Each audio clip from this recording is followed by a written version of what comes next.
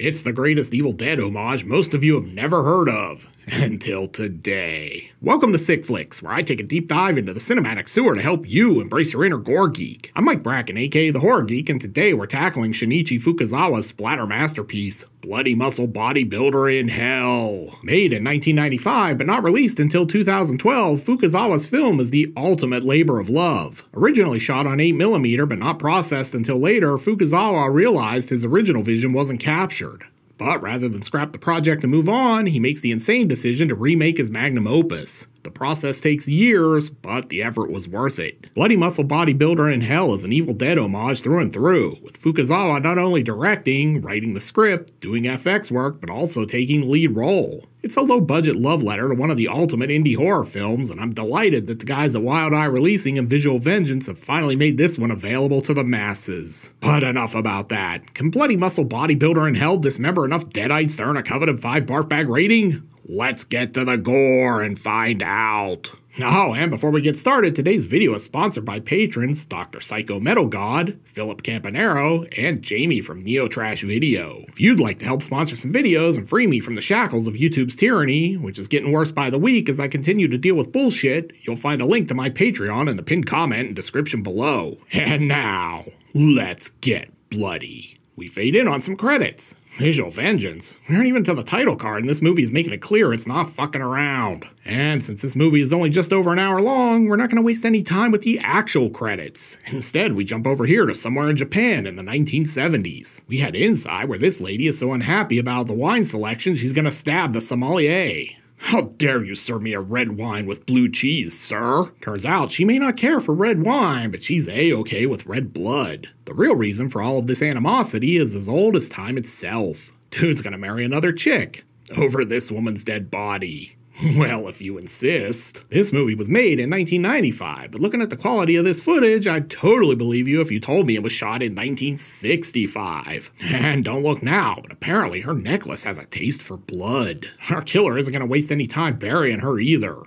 Dude, I think you used the shovel to dig at the dirt, not through your kitchen tile. And you definitely shouldn't be axing through it. This is the worst home reno I've ever seen. Someone get the Property Brothers in here before he destroys the place. Fun fact, Shinichi Fukuzawa's father owned the house and was going to demolish it. This meant the aspiring filmmaker could go wild making the movie and just destroy the place. He finishes by dropping in the necklace. You can't be the old ball and chain without your chain. But surprise, she's not dead. Or she's got some crazy rigor mortis. So he beats her with a shovel. I can definitely dig this. And now we're finally gonna get some credits. Bloody Muscle Bodybuilder in Hell is a title that really speaks to me. I'm not sure why. Normally I comment on the credits, but they're all in Japanese and that's not an act. Look, these credits were kinda long, but I don't think it took 3 decades to get through them. And straight to curls. I don't see a squat rack, so I'm gonna allow it. I will say it looks like someone's been skipping leg day. Also, who curls in jeans? Oh yeah, lightweight. No, seriously, this is lightweight. It's also weird that he's curling 2 different dumbbells. Look, I'm gonna get all powerlifter picky here. This is an imbalance waiting to happen. Now that his set is over, he can do a drop set curling his cell phone. Hey, look, I'm gonna have to cut this short. My rest period is over and I got a superset to finish. With lifting time over, he meets up with his lady friend. She's some kind of parapsychologist magazine writer, and she writes for women's mags too. She's a real renaissance lady. I will say he seems bummed that she's not writing for Muscle and Fitness. And we learn he's unemployed. Shocker. I mean, it was the right call. You can't let work get in the way of making gains. See? So basically, he's the typical dude. He gets dumped, hits the gym, hopes she'll be impressed by his new jacked physique, and nothing. Later, he gives her a ghost photo. Yeah, it's just Patrick Swayze and Demi Moore making pottery, but I know you love that movie. 初めて見た時はゾッとしたわ。 Well, duh, it gave us all shivers. It was super romantic. Oh wait, it's the house from the start of the movie. And we get some exposition too. The guy from the start of the movie is Shinji's dad. With all that backstory out of the way, Shinji and Mika head to the house. I'm sure they're just gonna have a nice quiet weekend rekindling their romance, right? Oh wait, there's a third wheel. But Shinji's gonna at least try to be nice. Want a protein shake? It's packed with BCAAs. But the psychic isn't interested. That's why he's forever small. Shinji's already got big plans for this house. Dude better put in a squat rack too. Eventually, they arrive. Man, it looks exactly the same as it did earlier, which is amazing because it's 30 years later. Well, yeah, the cameraman's right in front of you. Are you sure you're a psychic? I know this was a low-budget labor of love production, but the Foley work on these footsteps is hilariously overdone. It's like they're walking on literal eggshells. They head inside, and it's like an episode of House Hunters. The entryway isn't inviting, but we could really open up this floor plan. Come on, movie, focus. This picture is softer than Drake. It's softer than triple-ply toilet paper. Oh yeah, you can absolutely fit a squat rack in here, or a belt squat. Maybe an incline bench, too. I don't want to alarm anyone, but I think the dude from Oasis of the Zombies might have drawn these portraits. They're about as bad as his work. Definitely gonna need to update this kitchen. Next is the master. I don't know, this seems small for a master bedroom. But the psychic is ready to make an offer.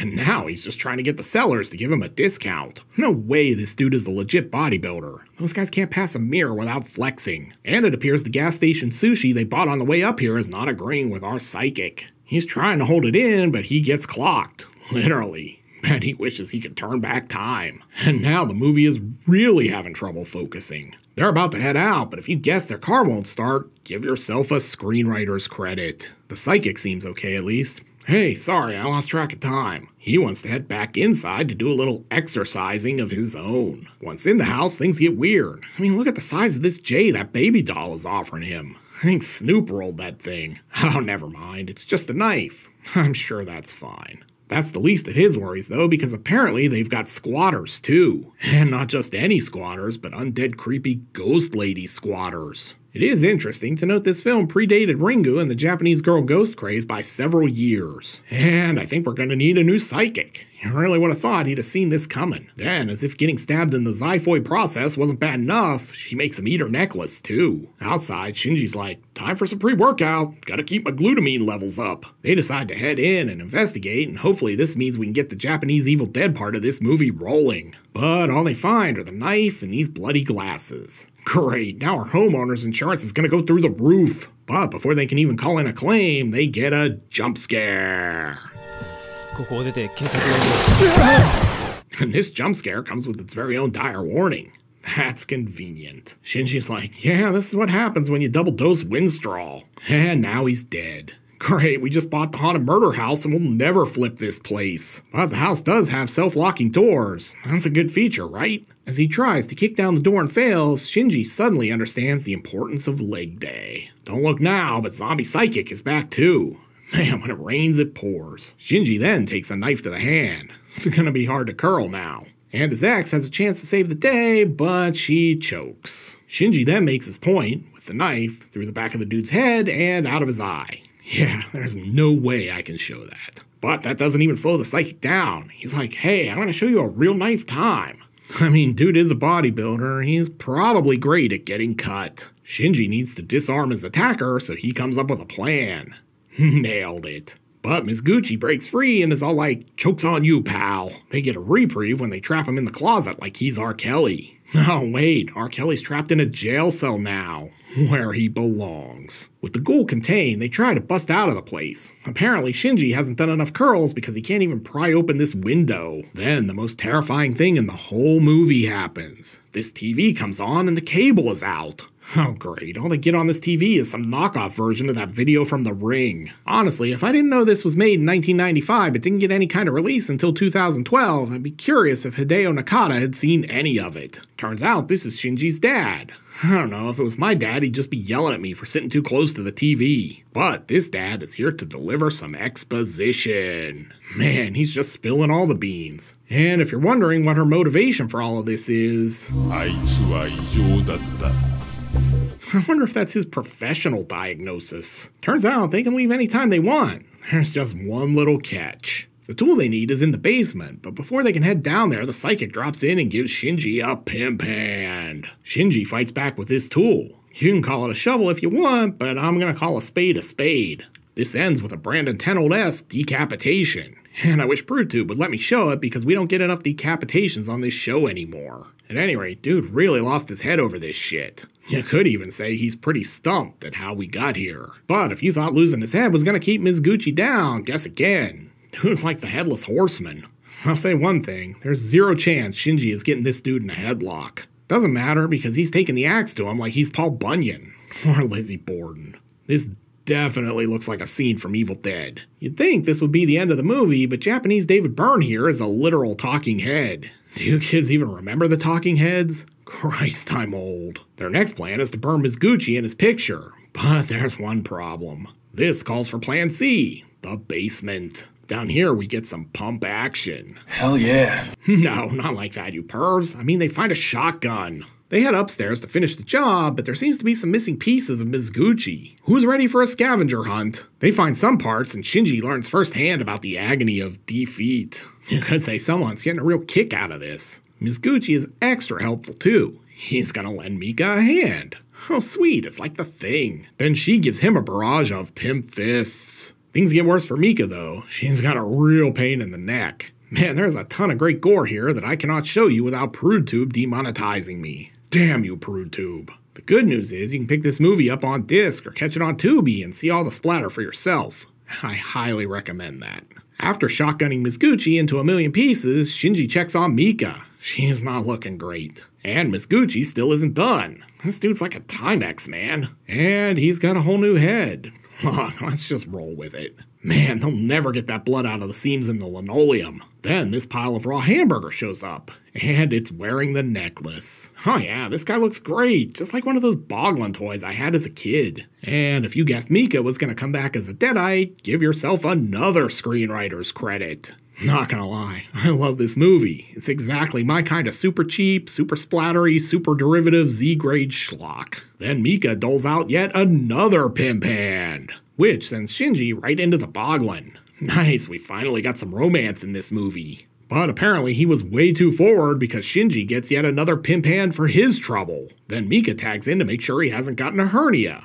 Just cough for me. He winds up in the basement where he finds his one true weapon.